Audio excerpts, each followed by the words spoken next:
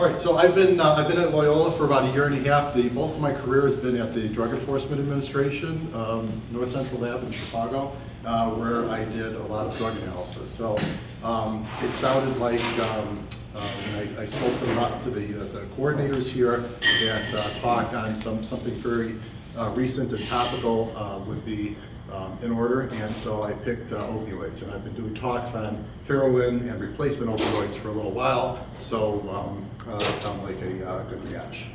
So I'm going to be talking about fentanyl and the new opioids. I'm going to be talking about the analysis, a little bit on the clandestine synthesis, and then use as a replacement for heroin. So I'm going to start with heroin.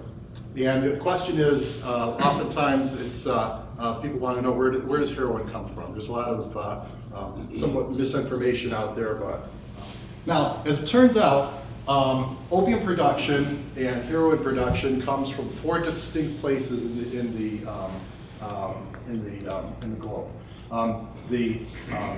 Central Asia here, often referred to as Southwest Asia, is the Golden Crescent. This is Iran, Pakistan, Afghanistan, Turkey.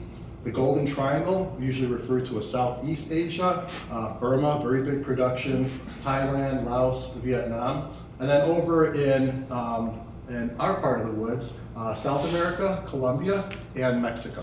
That's where all the heroin and the opium production comes from. So how's the plant processed? Well, the plant comes from this variety of poppy, Papaver somniferum, which quite literally means the poppy that makes you sleep. The pods here are cut, and a water-based latex comes out of it, and that's where the alkaloids are. They allow it to dry, they scrape it, and right there on the blade is raw opium. Once it's dried a little bit more, it becomes sort of brittle, and you can actually put it in a mortar and pestle and grind it up if you want to. Kristen, you've had exhibits before we've done that? Okay. I've got 2 of my old co-workers here, one from DEA and one from Helene Curtis here. So, John, I don't think I'm going to have too many Helene Curtis references here. I apologize. It's going to be mostly dope. Okay. So, the active or the major constituents in opium, the alkaloids, are morphine, thebaine, codeine, inoscapine, and papaver. So for morphine, you can easily do an acetylation, just like you do from salicylic acid to acetylsalicylic acid to make aspirin. Exact same thing, you treat it with the acetic anhydride, and you produce your heroin. From thebaine is extremely important. You can make lots of other drugs. This is just a start. Hydrocodone, oxycodone, naloxone, buprenorphine. These 2 here, naloxone and buprenorphine, are combined into a drug known as Suboxone, which is used for addiction treatment and reversal. Codeine and inoscapine are cough suppressants, and even this one, this minor constituent here, papaver, it's got a use. It's for erectile dysfunction. Found that one on Wikipedia. All right, so heroin versus fentanyl, the therapeutic effects. They're both narcotic depressants. They slow down your body systems. They cause severe respiratory depression, induce sleep, which is anesthesia, relieve pain, analgesia. The addictive property that they both have is the euphoria. The difference between the 2 is heroin is an opiate. It's derived from opium. Technically, it's considered a semi-synthetic because it comes from morphine, which is truly a natural, and then there's a small synthesis done.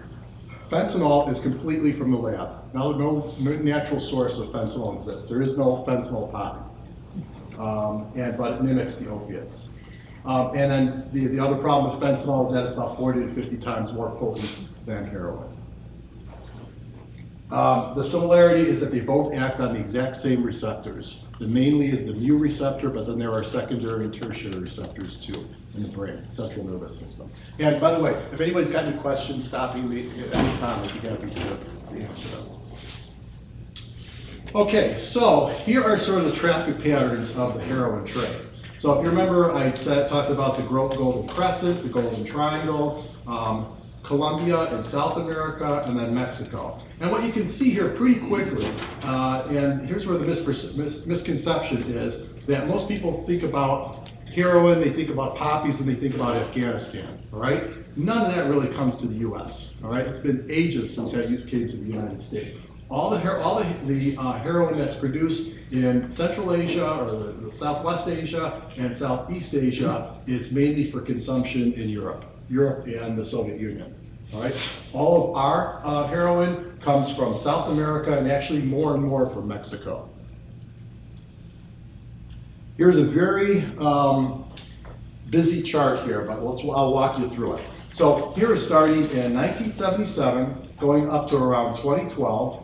Each of these color codes here represents the portion of heroin coming into the United States from the different areas.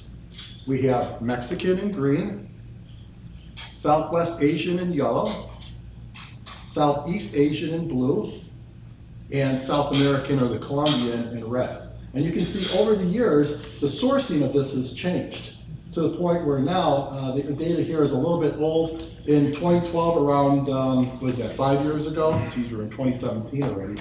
The split was almost 50-50. It's actually far more now coming straight from Mexico. They grow and process their own. It used to be that South America, back in the 90s, was growing the opium and processing it in Mexico. Now it's both grown and processed in Mexico. Here is here's a map from the NDIC, and this shows the so-called farm-to-arm supply chain. So once it comes into the southern portion of the country, it comes across on the southern border here by San Diego or here in southern Texas, and then it hits the interstate highway system. That's the distribution channel for drugs. It's the same distribution channel for tires and coat hangers and anything else that we would import from Mexico. So this is all attributed to a good deal to NAFTA, the free trade.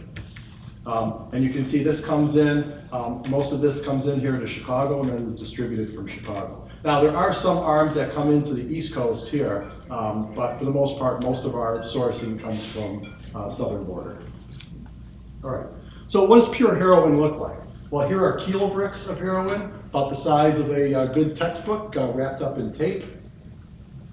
This is an impression that can be left on it. It's a form of brandy. So as for any legitimate product, you would go to 7-Eleven. If you're thirsty, you want to get a cola, you want a Coca-Cola, or you want a Pepsi Cola. You don't want the 7-Eleven brand cola or the no-name brand cola, because you don't know how good it's going to be. Well, drug consumption is no different. People want brandy. So this is the way the dopers brand their goods. I'll put an impression. This one here is a scorpion. This one here is a horse.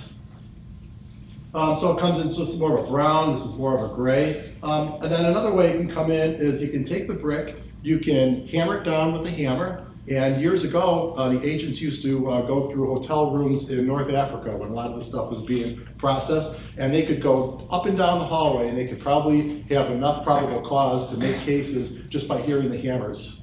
People breaking up the bricks, and what they'll do is they'll break up the bricks. This is still high purity, and just change the physical form. They'll break them up, and they'll put them into more like a chunky powder. Then they'll recompress them into these pellets. And these pellets are maybe about 2 knuckles of a finger, and they'll take it, they'll wrap them in balloons, they'll wrap them in latex, gloves, condoms. They also overwrap them in tape, and people consume them, all right? They don't really consume them, they just sort of store them in their body.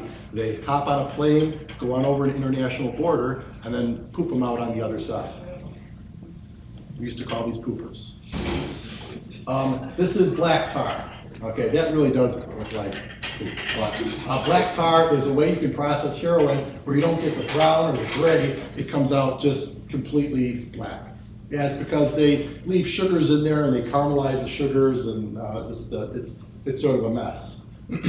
The type of heroin, the appearance of the heroin can vary greatly. So you see the brown, you see the gray, you see the black tar. This is sort of a Mexican brown. This is sort of a China white. And different parts of the country prefer different colors. So if you're Mississippi River and west, you tend to like the darker, almost all the way to black tar. So on the West Coast, black tar is very popular. You don't see that much in the Midwest. As you go from the Mississippi River to the east, it gets whiter and whiter until the East Coast, it's almost all the white heroin. So how is it prepared? Typically, you'll start out with maybe 80, 90% purity in these bricks. There's a lot of other alkaloids and maybe some other materials in there to make up the other minor percentage. And then you take and you cut it with adulterants and diluents. So what are adulterants? Adulterants tend to mimic the same effect of the main drug. They're almost like a co-drug. So stuff like quinine, actually quinine doesn't really fit into this category because it's not much of a depressant. Diphenhydramine is a very good depressant. So if I wanted to take heroin and start knocking it down in purity, but put in something that sort of boosted its perceived effectiveness, I'd throw in something like diphenhydramine. It can make crappy heroin look like a little bit better heroin. Quinine was actually used because the buyers started getting into, well, I'll double back on quinine here when I get through the cuts. Okay, so the diluents are just simply cuts. So there's no drug activity here whatsoever. It's lactose, it's a sugar, all right? Baby formula contains a lot of lactose. Borax, it's rat poison, all right? And this is just a quarter of the list. They use flour, they'll use coffee creamer, Ajax, anything they can get a hold of to go ahead and cut it. But lactose is one of the most popular ones. Culturally, lactose and heroin is sort of like peas and carrots. So you get down to 15% street purity. And this is typical street purity in Chicago. This can vary city to city. So you go to Detroit, street purity is typically around 40%. Go up to Minneapolis, sometime around 40%. Go down to St. Louis, it's going to be something a little bit different. But for years and years and years, 15% has been pretty steady in Chicago. So doubling back on the quinine. I'm not sure if you ever watched the TV shows from the 70s, the cops would go and they'd find the heroin inside the tire and then they'd pull it out and they'd stick his finger in there and taste it and say, yeah, it's pure horse. It's like, how could you tell? It's like, you're not like a GC mass spec or anything. They were looking for the bitterness, all right? Because heroin and morphine and all that, these are all alkaloids, they're very bitter. All right, so if I start cutting it with lactose is a sugar. So if I've got crappy, low quality heroin, it's going to be relatively sweet. So you can actually tell the purity, or roughly the purity of the heroin by how bitter it is. So the bad guy said, oh, so we're just going to start throwing in a really nice bittering agent, quinine, and giving a perceived boost on the purity just by the sense of taste. All right. So now we're at the street level, and it has to be doled out in small dosage units. So, you don't see heroin tablets out there or heroin capsules. This is the way heroin is dealt out. These are bindles of actually lottery tickets. So I'll take lottery tickets, they'll cut them in quarters or thirds. They place 100 milligrams in there and fold them up and do like a little origami, and then dole these out. Another way is knotted bags. So here you see black tar, you see the whiter heroin here in knotted bags.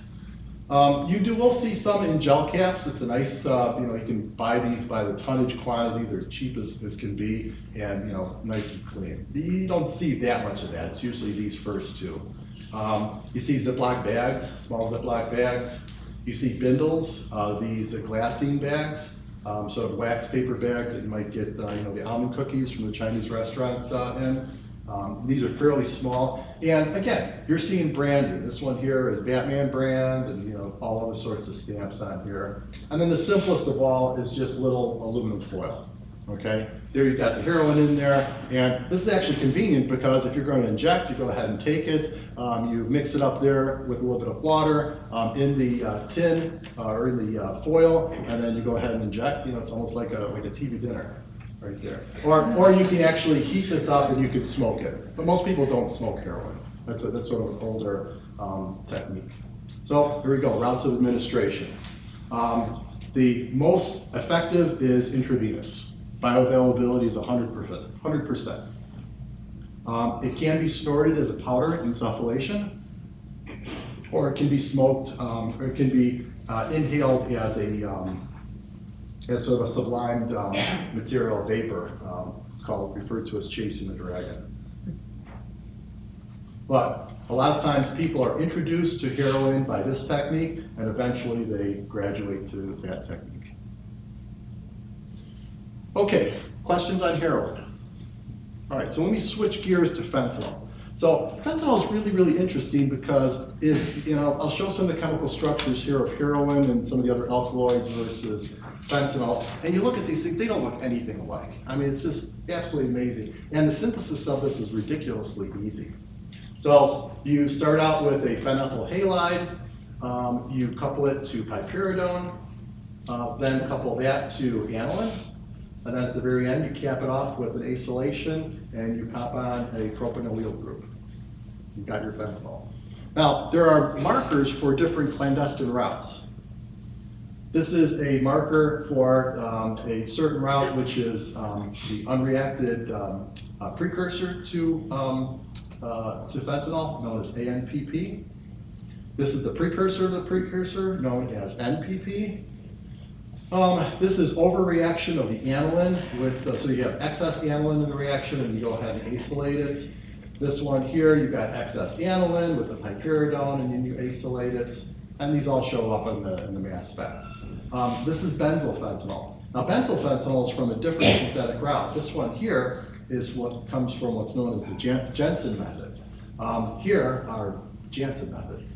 Here you start out with benzyl, you go ahead and you tack on these parts and then you cleave this back off and then tack on the phenethyl portion. So if it's the pharmaceutical grade of fentanyl, let's say somebody broke into a hospital, stole ampules, dried it down and was selling it on the street. If there's any marker in there, then that would be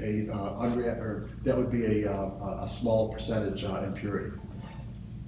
That is the precursor ANPP version of the benzylfentanyl. All right, let's get down to some chromatography. So here is a tick from an exhibit that contained ANPP, morphine. So this is actually a pretty typical heroin exhibit from, say, 10, 15 years ago. Probably more like 10 years ago. Morphine, 0.6 monoacetyl morphine. So this is the morphine that's halfway on its way to making heroin. So chances are that you've got half acetylated or half deacetylated from heroin. Here's benzylfentanyl, which is that marker for the Janssen method.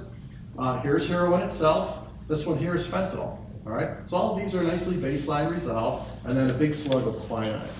So oftentimes when new drugs are introduced to replace an old drug, the chronology will be you see old drug, old drug, old drug, then you see a mixture of the two. You see old drug and new drug. And that's exactly what's happening here. They're starting to transition into fentanyl because when the bad guys are selling this stuff, they're not quite sure if their customers are going to be accepting it. So they sort of slip it in and sort of see what the reaction is. And if everything is good, then typically you see the old drug phasing in, the new drug phasing in and the old drug phasing out. This one here, I've got a impurity here, the N-phenylpropanamide, diphenhydramine is coming in, 0.6 fentanyl. So actually the profile starts looking a little bit different. And then if I expand one area there, I start seeing some other things there, and I see something unusual in the morphine peak, all right? And here's the morphine peak, and here's the mass spec. The problem here with the mass spec on the morphine peak is this is all done at a temperature program, and I'm seeing 2 new ions popping up that don't belong in morphine. So there's coelution there. So sure enough, you do an extracted ion, and you see 146 and 285. So 285 is my nice strong one here. If I go ahead and throw in 146, which appears to be the stronger of the two here, the new ones, it looks like perfect coelution. And that's exactly what's going on. So it turns out the 146 and the 189 are coming from this precursor to the fentanyl.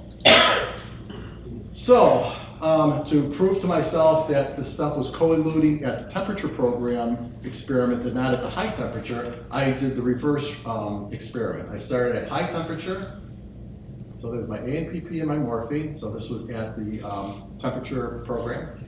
So I started at the high temperature, and I'm seeing nice resolution here, ANPP, morphine. And I start dropping the temperature, ANPP, morphine. And I'm starting to see more and more overlap here. I'm down, I think I stopped the experiment at 260. I pretty much saw where they were going. So at my lower temperature, my peaks were broadening and they started to coalesce. Just for reference information, that was a mass spec of my ANPP, I'm sorry, the NPP, there's the ANPP, that was one of the byproduct, the benzyl fentanyl from the Janssen method, fentanyl. Okay. Questions so far? All right, I do have more analytical stuff in there too. All right, so it's been an evolving and complex problem. Opioids, you have the illicit source, large number of prescription users are actually feeding the heroin problem. So the newest initiates to heroin abuse are not people who said, oh, they want to become a heroin abuser and they go straight to heroin. They actually cannot get their prescription opiates and they're switching to heroin because the price of the prescription opiates, it's either they can't get it or if they go to the street, it becomes very, very expensive. OxyContin, which used to be relatively cheap, on the streets, OxyContin 80 milligram tablet now goes for $80. That's $1 a milligram. I can get 8 dime bags of heroin for 8 hits for the same amount of money. So it's an economic decision. The sources here I mentioned, Mexico, some from South America, and then even less from Southwest Asia. And now with the advent of fentanyl, and actually fentanyl analogs, you have illicit sources are a small part of the problem. Primary illicit sources are China, India, other countries, and there are numerous analogs. And then there are alternatives to the fentanyl that aren't even analogs of fentanyl. U47700 was actually developed by Upjohn years ago. W18, another one. So just to give a little context here, here is the medical examiner's report from Prince. Prince passed away from an opioid overdose last year. All right. So right here is his name, Prince Rogers Nelson. And if you look at there's his name, and how the injury occurred, decedent self-administered fentanyl. So they did find fentanyl in his body. The other thing they found was this U47700.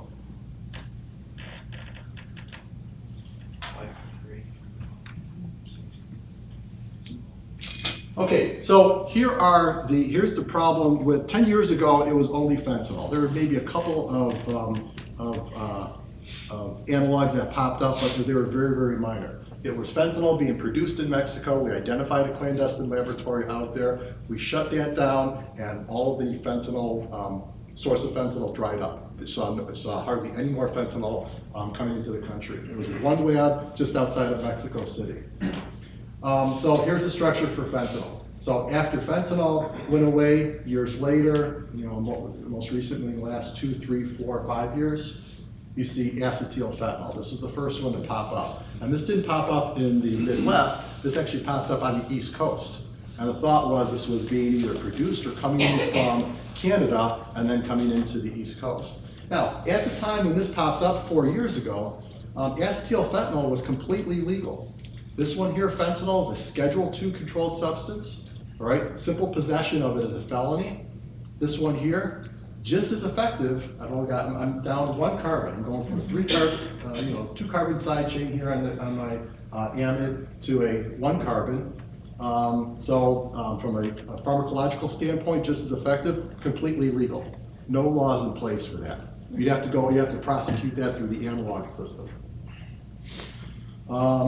Then once the DEA put controls on that eventually, they changed to butyrylfentanyl. So they changed the side chain, they went longer, okay? Once this one was controlled, they went longer yet, went to Valero, okay? I'm not sure if Valero has any status, but they just kept on going. Acrylfentanyl, so throw a double bond out there. And this one I got from the ME's office. I'm not sure if it's ever been seen at any of the DEA labs, but they found it in one of the corpses at the Cook County Medical Examiner's office. 4-methoxybutyrylfentanyl, all right? 4-methoxyfentanyl, 2-furanyl-fentanyl, 3-furanyl-fentanyl, beta-hydroxythiophentanyl, 4-fluoroisobutyrylfentanyl. This one here, carfentanil, is now popping up on the streets. This was actually produced many, many years ago and is a Schedule II controlled substance, but it's not meant for human use. It was never developed for human use. This is 100 times more potent than fentanyl. All right, so you've got morphine, you have fentanyl, which is 100 times more potent than that, and you have carfentanil, which is 100 times more potent than that. So this is 10,000 times more potent than morphine. The only purpose, the only reason why this was developed and this was ever approved for medical use wasn't in humans, it was in very, very large animals. It's an elephant tranquilizer. It's a large animal tranquilizer. And just recently I found out that the DEA actually issues allowances for manufacturers for some of these controlled chemicals, controlled substances. So when these opiates are being produced, they take a look at how much was produced before, how much the population has changed, and they do all sorts of calculations, and they tell manufacturers, okay, this is your allotment, this is how much you can actually produce. Does anyone want to take a guess as to how much carfentanil is produced in the United States each year with the allowances? Wild guess. A gram? Well, a little more than that. 2 kilograms. All right, 19 grams. No, if there was ever a drug that was kryptonite, it's this stuff. All right, and it's showing up on the street. So sort of getting back to that idea of, well, I'm looking at fentanyl, I'm looking at morphine and stuff like that, and these things don't look anything alike. Well, if you do some clever manipulation here and you start to arrange it like this, you can sort of see how they're similar in their sort of molecular morphology and how they might interact with receptors. So if I've got fentanyl on the bottom and I've got morphine on top here, I can sort of slide the fentanyl up on top of the morphine, and sure enough, there's some nice overlap. Okay? I've got aromatics overlapping with aromatics. I've got nitrogens lining up here spatially in about the right configuration there. And here's a proposed way in which the B receptor works with the opiates. This one here is a modified, I don't know what on earth this creature is here. This is a codeine, codeine or thebane. You've got two methoxys on here, but it's definitely a morphine type molecule, and it's got a tail on it that would actually simulate this tail from the fentanyl. So you can see that when the fentanyl molecules interact with the receptor, the main part are interacting here, and then this phenyl tail here, which is 2 carbons, phenethyl, actually is about the right distance for another remote part of the receptor. And when I told you there was 2 main synthetic routes to fentanyl, one was the Janssen method, the other one is actually called Siegfried. One goes through benzylfentanyl. Benzylfentanyl itself has no pharmacological activity, and the thought is it's too short. It's only got 1 methylene in here. You need this 2-methylene bridge to get this phenyl moiety on over to interact with that lipophilic area. All right, a little bit on the pharmacodynamics there. All right, so the synthetics. So now, instead of seeing logical patterns of where stuff is produced and how it comes into the country and how it's distributed, it can pop up anywhere. It can pop up absolutely anywhere. You've got diverse geographical location dispersions, non-traditional sources of supply. People aren't making it, they're just buying it. And new outbreaks can appear randomly almost anywhere in the United States. So this was the trend that we were seeing from 2004 up to 2006 with the rise, and then sort of back down again. So this is from NIFLS. This is the National Forensic Laboratory Information System. This takes all of the state and local labs, all their drug reports, goes ahead and puts them in a large database and looks at trends that are going on throughout the country. And that's actually very valuable in law enforcement because oftentimes trends are found at the state and local level before they are found at the federal level. They're relying on this an awful lot for intelligence. So back in 2006, when we saw the big rise in just fentanyl being used to replace heroin, we went from the 300s up to around 15, almost 1,600. Okay, that's actually a pretty huge jump, and then dropped back down again, but not to the original baseline. All right, those were the good old days. This is the trend since then. And this stops at 2015. I'm not even sure what the 2016 numbers would look like. So this is all submissions to drug labs. And if you take a look at the outcomes, the death outcomes, it mimics that. So this is 1999 to 2013, and you see the recent rise over the last 5-6 years or so in heroin-related deaths. This I pulled from a CDC report. This is sort of interesting. So the theory or the idea is that people are getting hooked on the opiates, prescription opiates. Can you guys hear me okay? I guess I realized I put the microphone down and never picked it back up again. It's a little bit late now. So people are getting hooked on the prescription opiates and they're switching on over to heroin. But a lot of that is really anecdotal. I've not seen anybody give me hard report, hard numbers on that. This sort of suggests it. Now, I don't want to go beyond interpretation of the data here, but these are trends. So these are heroin-related deaths increases from 2010 to 2014, and you can see just heroin on a steady rise here. Oxycodone, yeah, pretty much the same. Methadone, nothing great. Morphine, there's really no change. Hydrocodone, about the same, and fentanyl, okay? So as fentanyl starts rising here, it starts to cross some of these others. It starts to cross the methadone and even starts to approach maybe oxycodone here. And actually the heroin starts to cross the oxycodone. So this might be some of the initial data that shows this crossover from prescription opiates onto heroin and, again, other replacements like fentanyl. Possibly. This was interesting. This was from the Wall Street Journal. So this shows the whole history from the inception of the DEA in 1972 up until, I guess, last year on all the scheduling activity. And you can see in the early 70s there was a lot of scheduling activity. They broke it down to opioids, depressants, stimulants, hallucinogens, and cannabinoids. So all the early activity was in the opioids and hallucinogens. Then in the 80s you had more of the designer drugs, more opiates and more hallucinogens, some stimulants. In the 90s, not a whole lot of action. This is where GHB pops up in the early 2000s, late 90s, early 2000s.